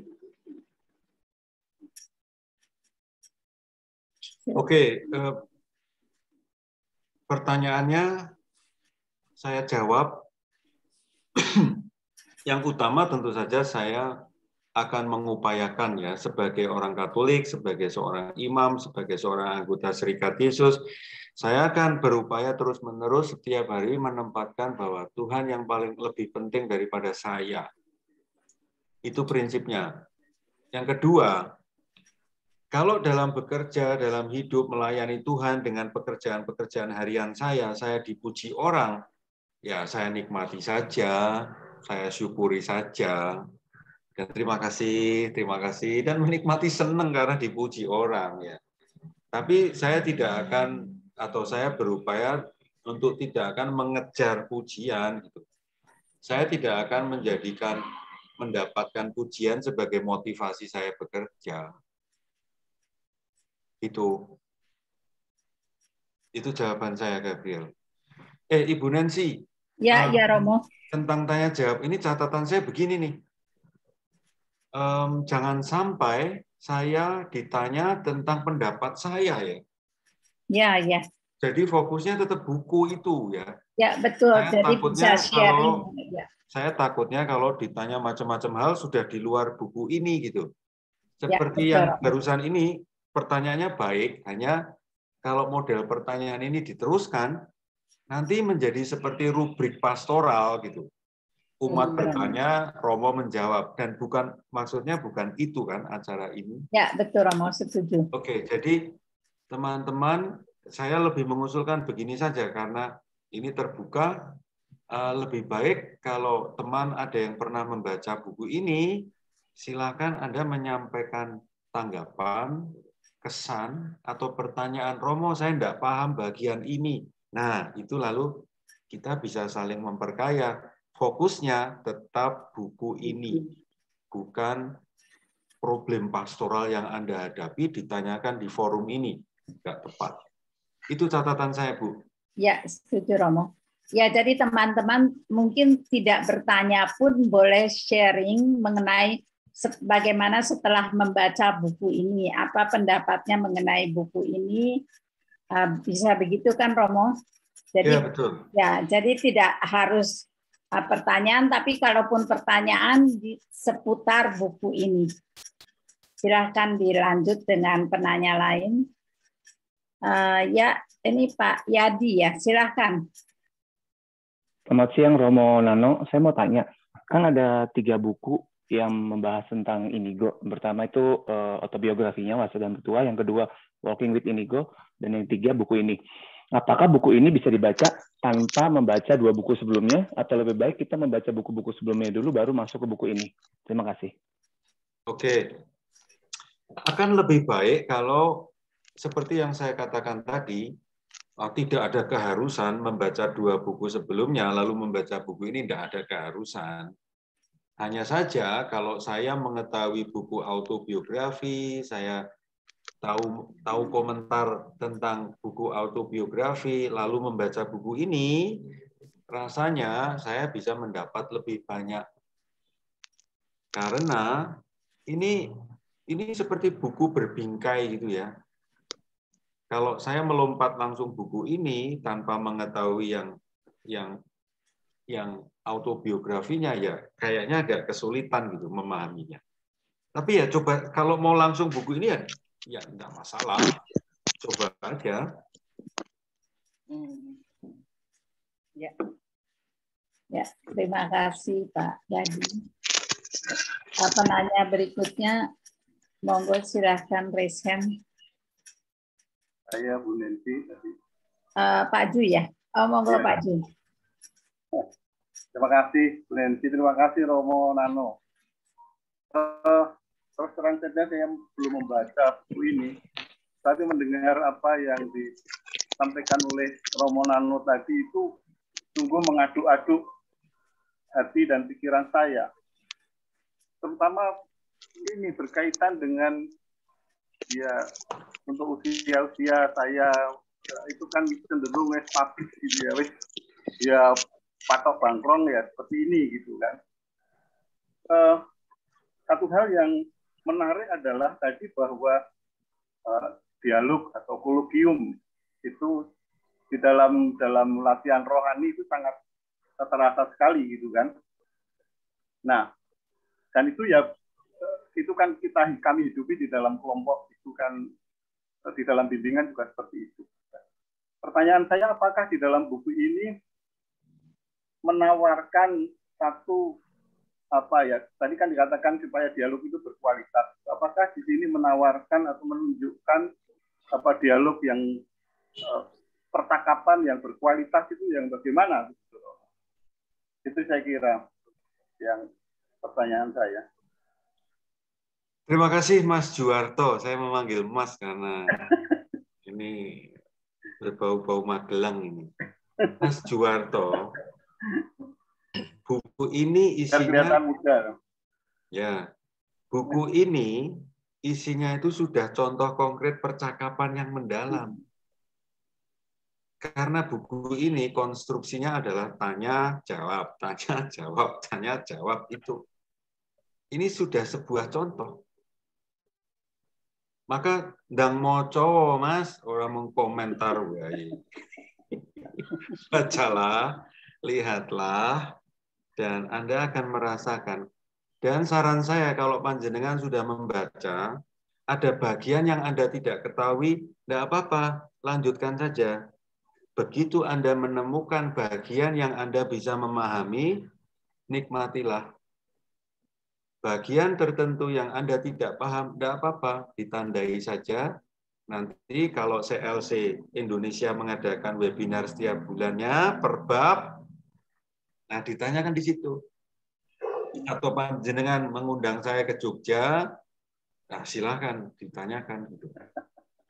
Ya, jadi ini sudah buku ini sendiri sudah contoh dialog yang sangat tajam, yang luar biasa. Gitu Mas. Baik. Lalu poin lain yang dikatakan panjenengan ya. Saya ini sudah ya begini nih, sudah usia segini cenderung established gitu. Persis di titik ini. Persis di titik ini. Mas Juwarto diundang untuk ayo Mas, berziarah lagi. Bahkan Pater Jenderal Arturo Sosa mengatakan, orang muda mau mengatakan pada orang tua, "Hei, mari melihat dunia ini dengan kacamata kami." Bahwa Anda, Mas Juwarto, Bu Nancy, Diana, itu sudah punya pengalaman banyak. Tapi mari, sekarang buka kacamatamu dan pakai kacamata saya untuk melihat dunia. Nah, lo, gelem ora? Itu gugatan Pater Jenderal sendiri. Orang tua memang sudah punya banyak asam garam, tapi jangan mengklaim itu menjadi satu-satunya kebenaran. Karena orang muda pun melihat kebenaran dan mengundang orang tua, "Hai orang tua, mari melihat kebenaran versi kami." Itu. Maka jangan mengestabliskan diri, Mas Juwarto. Cukur kumismu, buka kopiahmu, pakai t-shirt, celana pendek, jalan-jalan ke Malioboro pakai kacamata riben. Itu Anda melihat sesuatu yang baru. Oke. Ini terima baru kasih. saja digugat anak saya. Bapak itu cukur itu. Nah, ini pandemi Romo ini. Itu suara anak muda itu, dengarkan anakmu. Ya, betul. Ya Romo, terima kasih. Terima kasih Pak Andre. Saya lihat mengacungkan tangan. Silakan Pak Andre. Ya, terima kasih Bu Nancy. Selamat siang Romo Nano. Ada dua hal yang saya mau sharingkan. Yang pertama, mohon elaborasi. Di awal pembahasan buku ini, berkali-kali Romo Nano mengatakan tentang hal-hal baru, cara yang baru, mindset yang baru, jalan yang baru. Terus terang saya belum sempat baca buku ini dan saya belum punya. Bolehkah mohon dielaborasi itu, Romo?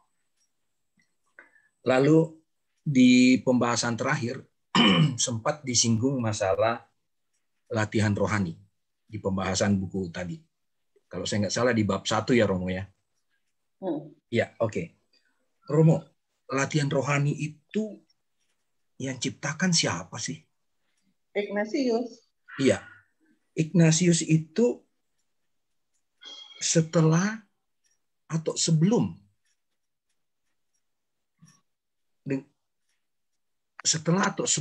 latihan rohani itu diciptakan, setelah perjumpaan dengan Tuhan, setelah dia masuk Yesus, atau sebelum?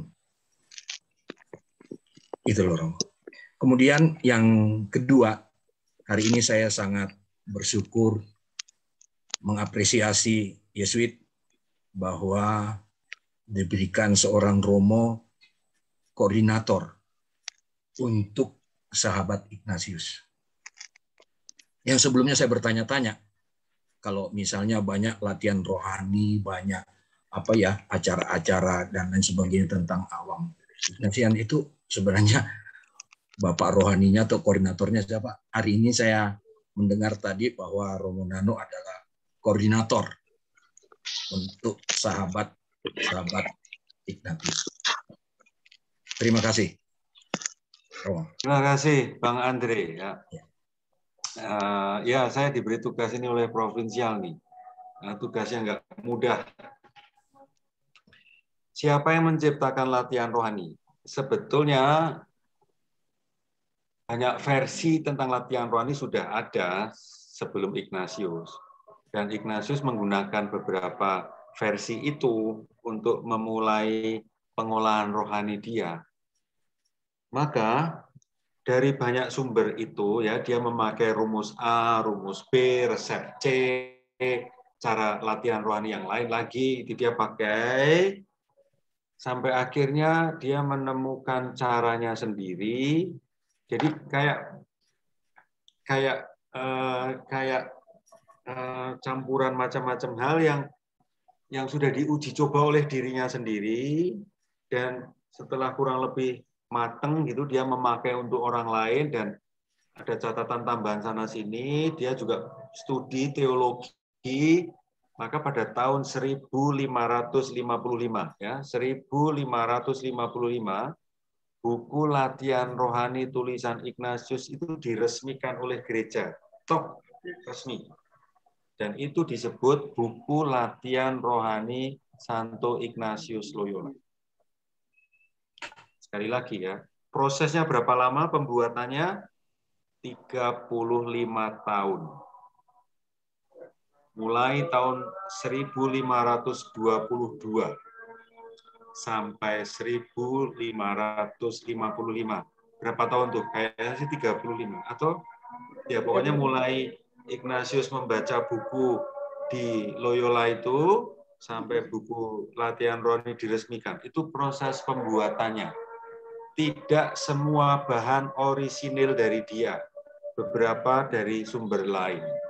Tapi di-blended dengan pengalaman dia sendiri plus membimbing orang lain. Ya, itu tentang buku latihan rohani. Semoga menjadi lebih jelas.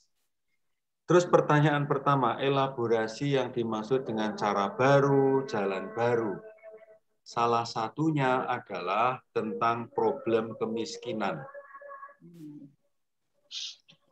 Kemiskinan itu dikatakan oleh Pater Jenderal Arturo Sosa, sebetulnya ada di bahan presentasi saya, hanya masih jauh banget gitu.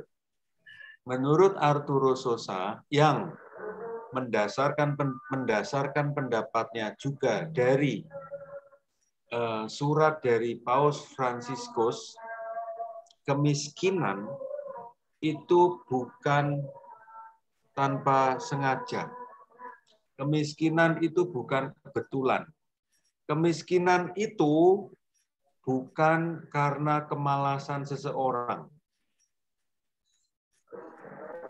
Arturo Sosa mau mengajak kita menata ulang cara kita memaknai kemiskinan.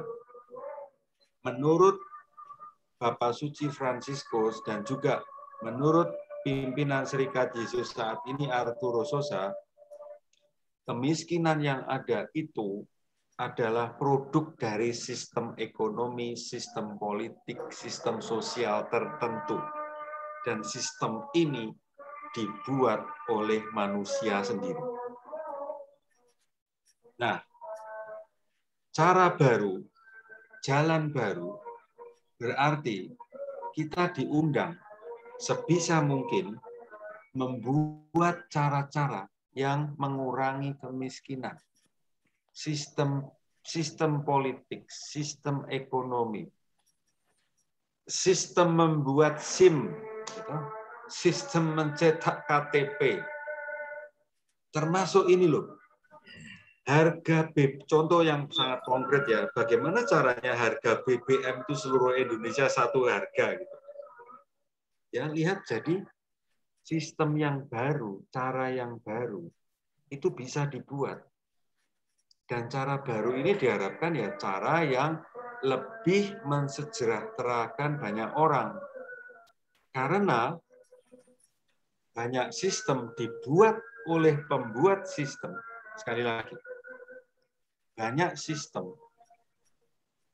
yang dibuat oleh pembuatnya menguntungkan siapa? Bang?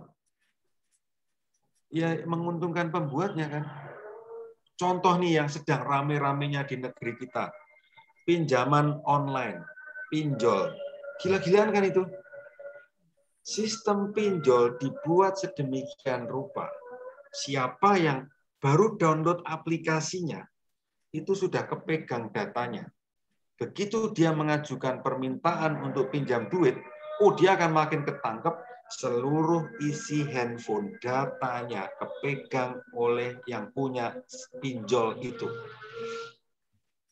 Ini sebagai sebuah contoh, sekali lagi, sebuah cara yang menghasilkan kemiskinan. Nah, Pater Jenderal Paus Fransiskus mengajak kita untuk mari kita melihat dengan cara baru. Mari kita menciptakan jalan baru yang bisa lebih membela orang miskin. Bukan dengan ngumpulin dana untuk diserahkan ke orang miskin, bukan itu. Ubah sistemnya. Ganti infrastrukturnya. Budgeting untuk pendidikan dinaikkan gitu ya. Bagaimana membuat APBN, APBD itu juga dibuat dengan kepentingan-kepentingan tertentu kan. Nah, itu yang harus diperbarui gitu. Itu sekedar sebagai sebuah contoh ya, Bang Andre, tentang pentingnya cara baru, jalan baru. Karena cara yang lama itu bagaimanapun juga tidak memperjuangkan kepentingan banyak orang. Begitu. Ya, apakah menjawab pertanyaanmu, Bang? Romo, apakah ada yang lain selain kemiskinan? Ya, itu salah satu contoh. Lu tadi nanya contoh. Iya. Tentu saja ada banyak ya. Tentu saja ada banyak contoh. Cara yang baru. Ya termasuk misalnya tadi yang sudah saya jelaskan. Bagaimana kamu memaknai kekatolikanmu? Apa artinya menjadi Katolik bagimu? Apa? Pasti kamu punya rumusan tertentu ya. Menjadi Katolik artinya begini. Oke. Buku ini mengajakmu untuk mari merumuskan cara baru. Bagaimana kamu mendefinisikan jadi orang Katolik.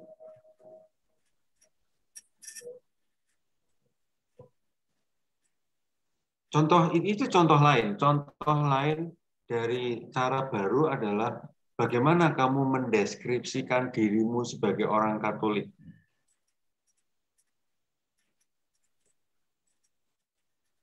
Kamu bisa mendeskripsikan bagaimana kamu memahami kekatolikan. Saya anggap bisa. Nah, oke. Kira-kira Tuhan mau mengajakmu untuk membahasakan dengan cara baru seperti apa? Itu contohnya. Butuh contoh lain.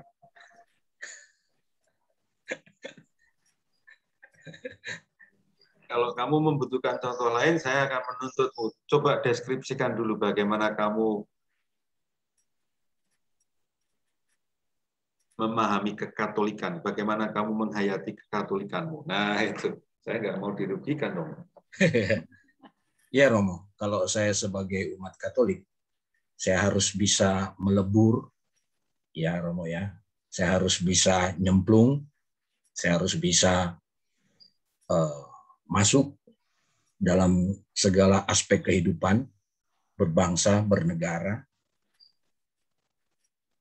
Jadi yang saya pahami bahwa Katolik itu universal. Saya tidak mau dibatasi atau terkotak-kotakkan menjadi gudang garam sendiri. Itu yang saya pahami tentang kekatolikan saya. Jadi harus berani keluar dari gudang garam. Oke. Nah, kamu sudah merumuskan itu ya konkretnya. Lalu cobalah kamu berdiam diri dulu. Lalu kamu bertanya, Tuhan, Engkau saat ini di zaman pandemi begini, di zaman negara kesatuan Republik Indonesia suasananya kayak gini-gini, kira-kira Engkau memanggil saya mendefinisikan apa lagi sebagai orang Katolik? Pasti Tuhan akan mengatakan sesuatu padamu. Pasti.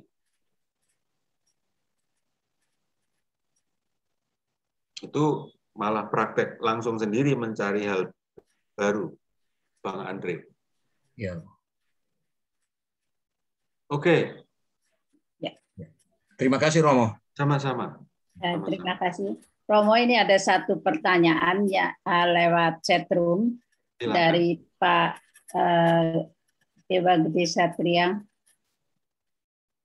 Romo Nano, bagaimana meyakini adanya penyertaan Tuhan dalam kegagalan? Pertanyaannya hanya itu. Oke. Ini di satu sisi bisa ditempatkan di ini pertanyaan umat kepada Romo ya. Umat menjawab, umat bertanya, Romo menjawab gitu. Untungnya di buku ini Dario Menor bertanya hal yang sama kepada Arturo Sosa.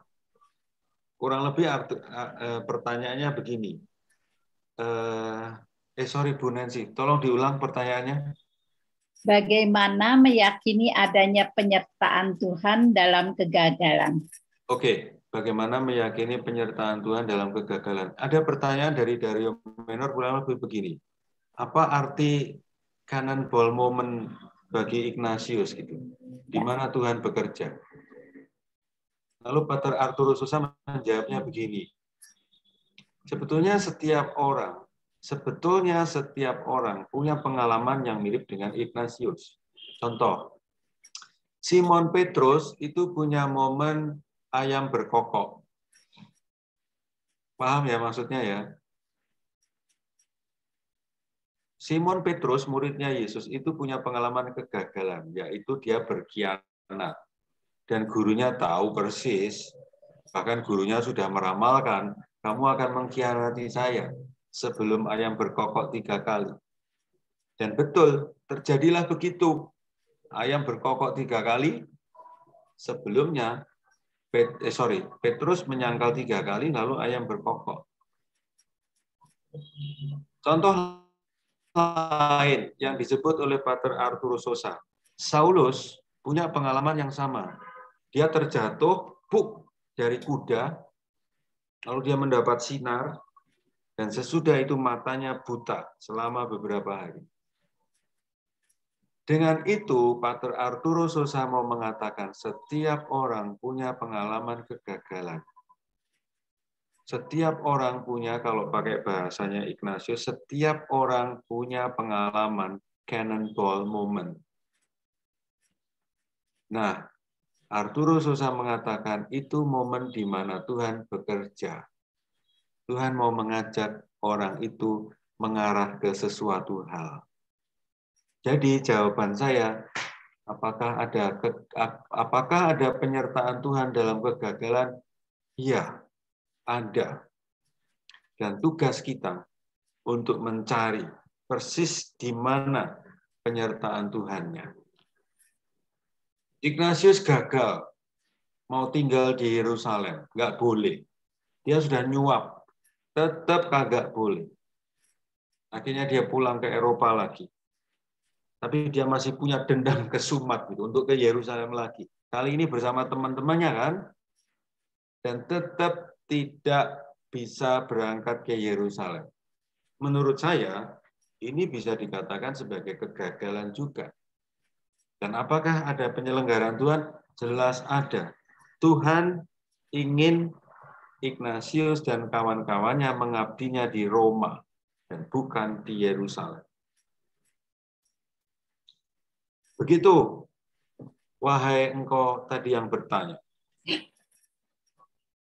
Romo, ini masih ada 2 yang mau mengajukan pertanyaan. Apakah itu menjadi pertanyaan terakhir? Mbak Santi, lalu Mas Nikolas. Silakan Mbak Santi. Terima kasih, Nancy. Selamat siang, Romo dan semuanya. Terima kasih kepada panitia juga Romo Nano karena saya menjadi bisa punya buku. Kita sudah beli buku dan sudah saya stabilo seperti tadi pesan Romo Nano. Sudah siap jadi pembicara ya? Tidak, Romo, belum jauh. Romo, saya tidak tahu apakah pertanyaan ini akan dijawab atau harus saya cari sendiri jawabannya. Saya belum baca banyak, hanya daftar isi, lalu saya lihat dari helai demi helai, itu belum dibaca seluruhnya. Dan saya merekomendasikan teman-temanku beli karena ini fisiknya bagus sekali, gambarnya bagus, tulisannya bagus, dan seterusnya. Jadi layak untuk dibeli. Lalu Romo tadi tentang Romo Pak Arturo Sosa, saya terkesan dengan yang memandang secara baru. Saya ingat waktu awal-awal perutusan menjadi Pak Terjenderal, Arturo Sosa menggaungkan pesan tentang rekonsiliasi melalui 3 hal, hospitalitas, generositas, dan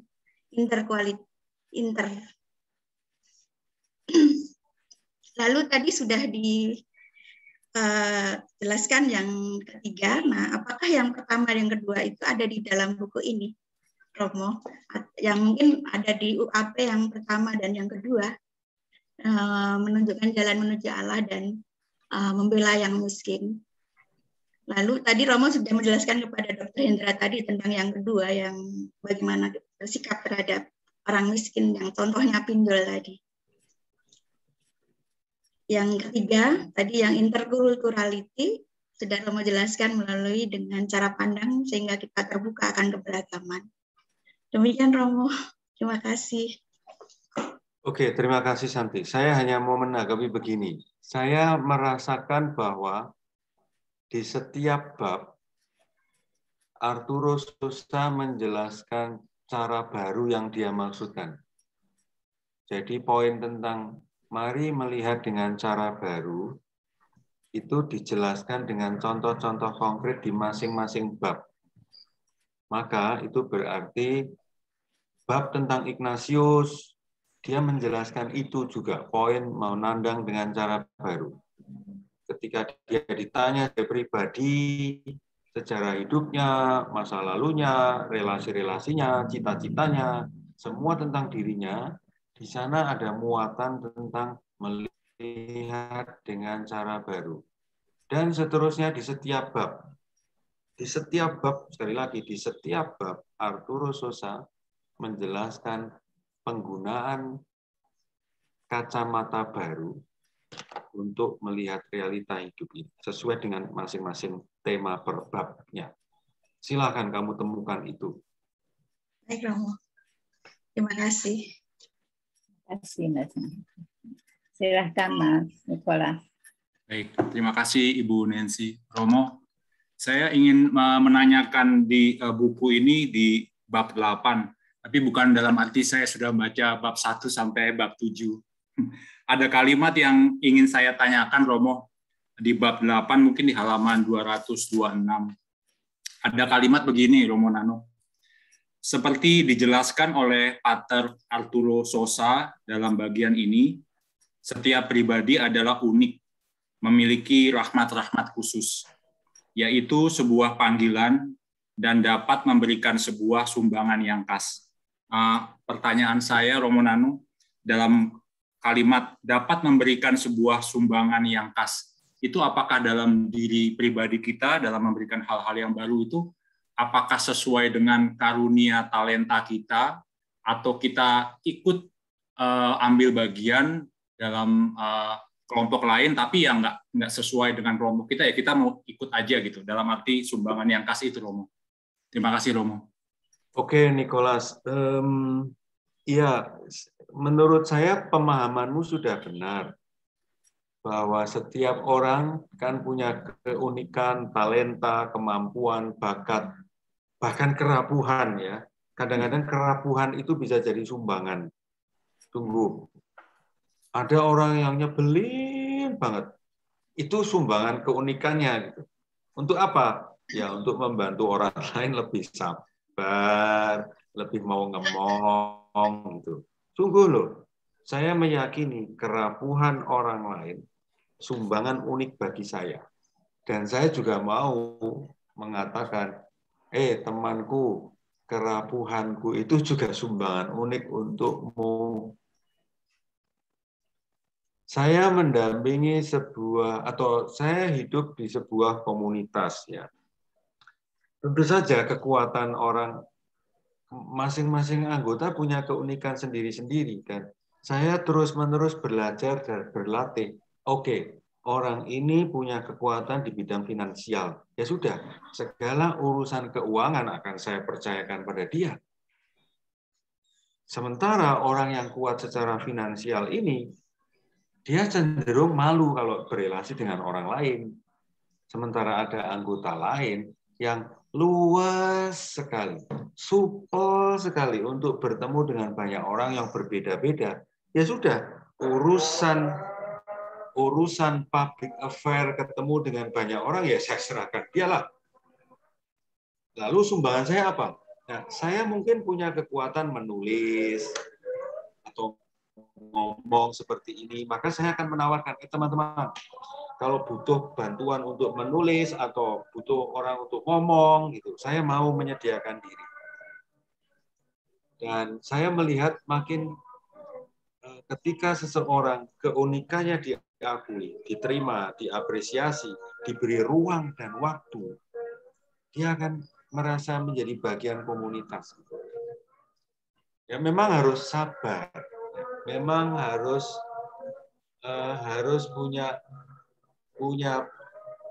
punya kemampuan untuk membaca ya. Oh si A itu kekuatannya begini, si B kekuatannya begini. Memang ada kecenderungan lain, pengennya kelompok saya kemampuannya rata-rata harus sama. Ya kadang-kadang begitu ya.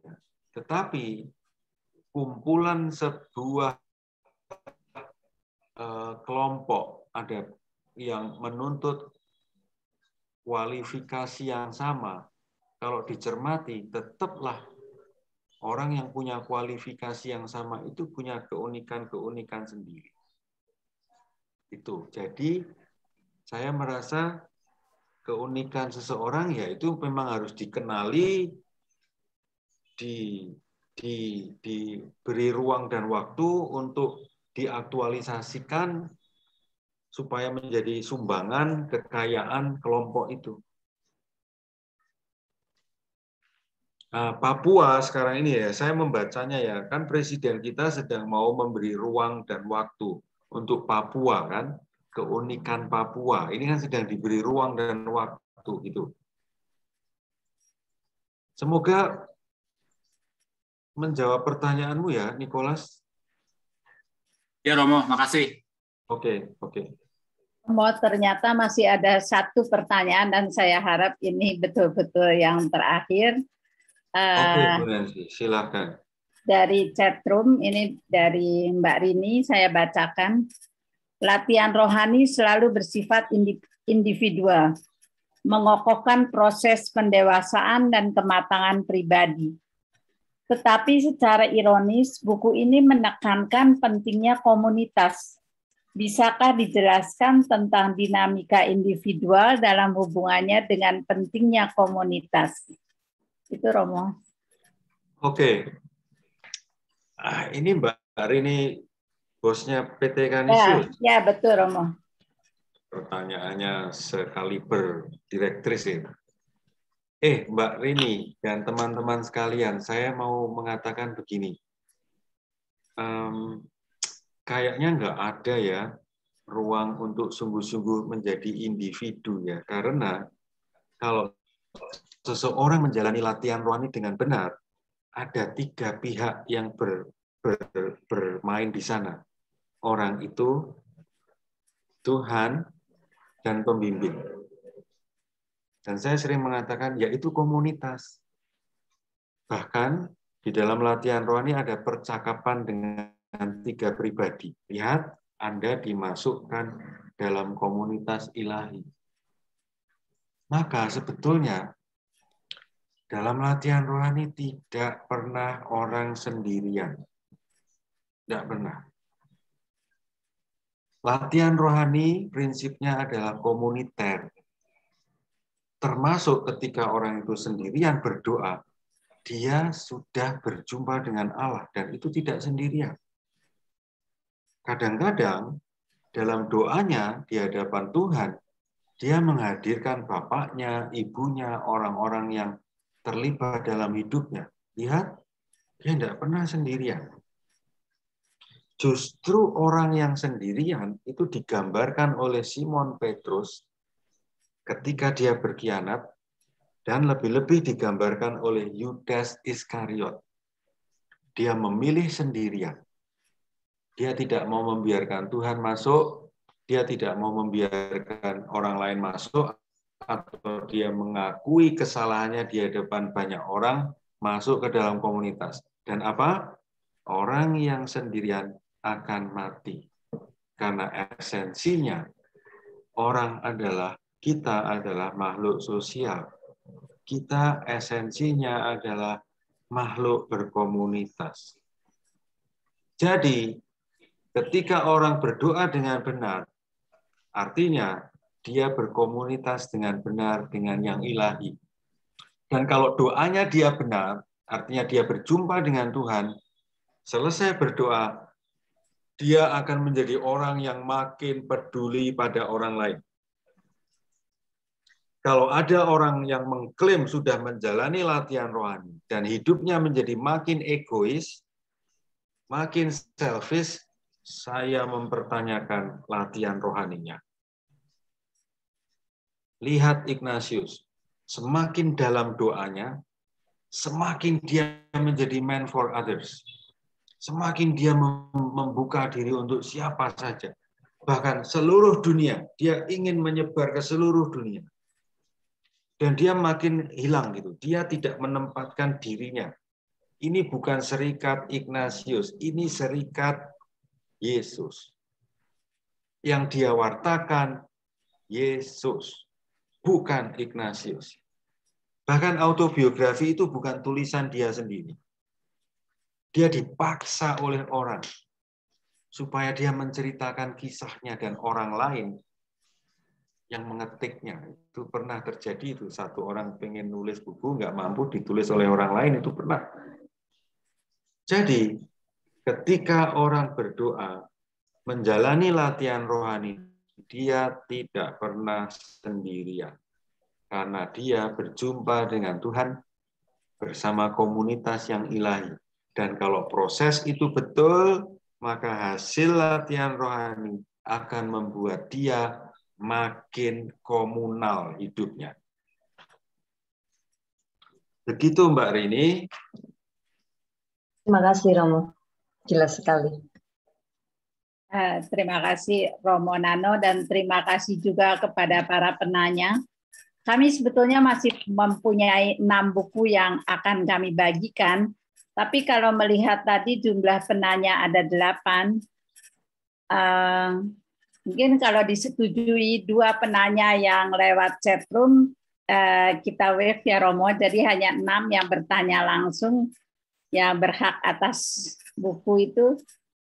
Lalu apakah Romo ada preferensi untuk 3 orang yang mendapat buku berjalan bersama Ignatius dari para penanya itu, Romo? Kalau Romo ada, saya tidak punya preferensi, Bu Nancy. Nanti Silakan. kami undi saja ya, Romo ya. Ya, lebih Antara panitia akan menarik nomor. Oke, jadi kepada yang 6 sudah punya penanya tidak boleh mendapat lagi gitu. ya, kepada 6 penanya yang bukan melalui chat room, nanti akan mendapat hadiah juga yang akan dikirim langsung dari Canisius. 3 diantaranya akan mendapat buku Berjalan Bersama Ignatius. Saya juga tidak tahu siapa yang akan dapat. Untuk adilnya nanti kami hanya akan menarik nomor saja. Lalu kepada mereka 6 nama ini, Bapak Mahasto Derajat, Pak Yadi, Pak Juarto, Pak Andre, Pak Dewa, dan Mbak Santi, monggo menghubungi Mbak Erlina untuk memberikan alamatnya, nomor HP dan alamatnya supaya bisa diproses pengiriman bukunya. Tambahan pengumuman dari Canisius khusus untuk acara ini memberikan diskon khusus. Buku ini mendapat diskon 20%. Jadi di luar ongkos kirim ya, jadi kepada teman-teman yang setelah selesai acara ini mau membeli dari harga buku 135.000 menjadi 108.000. Mungkin Mbak Erlina bisa share sebentar flyernya dari Canisius. Ya, jadi tolong dicatat saja kontak personnya, nomor HP-nya, nanti menghubungi langsung untuk pembelian buku ini. Forum saya kembalikan kepada Bu Diana. Terima kasih untuk peran serta aktif dari para peserta. Silakan Bu Diana. Terima kasih Pak Nancy, Romo Nano, terima kasih. Kami masih ingin mendengar sedikit dari Romo Dipo, pembimbing kami. Apakah ada yang ingin disampaikan, Romo, mengenai acara ini atau buku ini? Hanya itu pendapat singkat atau sambutan singkat sebagai penggagas dari pertemuan ini.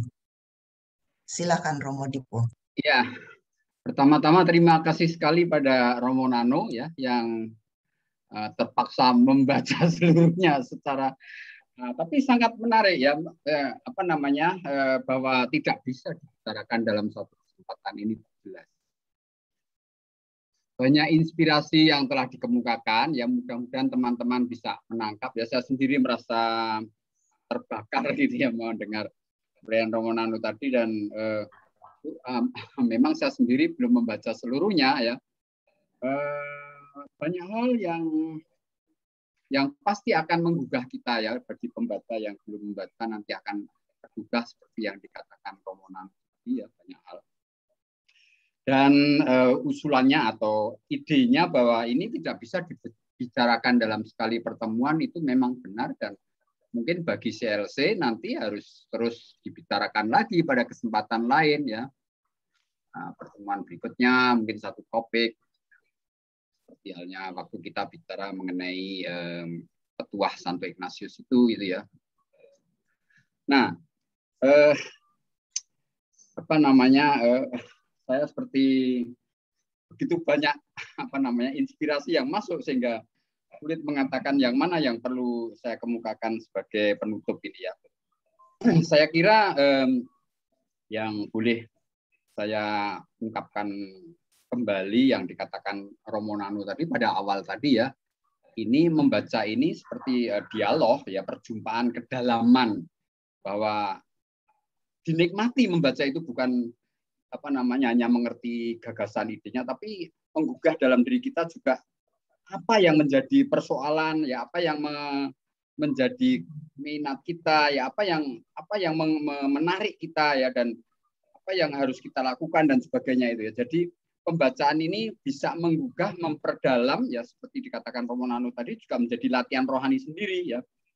Dan jangan lupa bahwa di dalam buku ini ya, selain percakapan dengan wartawan itu ya, yang menanyakan itu juga Pater Jenderal memberi usulan-usulan meditasi yang seperti kita latih untuk CLC Jakarta itu ya, 9 langkah dalam meditasi itu ya. Meditasi yang dengan topik-topik sesuai dengan topik itu ya, sehingga meditasi itu pun bisa menjadi bahan untuk renungan kita sendiri dan renungan komunitas kita gitu ya. Jadi banyak sekali hal yang bisa kita renungkan sesuai dengan topik-topik. Itu saya kira kesan saya yang mungkin kalau bisa saya mampatkan. Jadi kita tidak cukup membicarakan ini hanya sekali ya. Romo Nano sudah dengan amat baik memberi pengantar untuk kita ya, bagaimana kita bisa melanjutkan ya, dan mungkin nanti Diana bisa kita teman-teman ya bisa kita rencanakan bagaimana pengolahan berikutnya ya, karena tidak cukup banyak sekali dan baik untuk nanti kita juga mungkin kita pakai renungan-renungannya.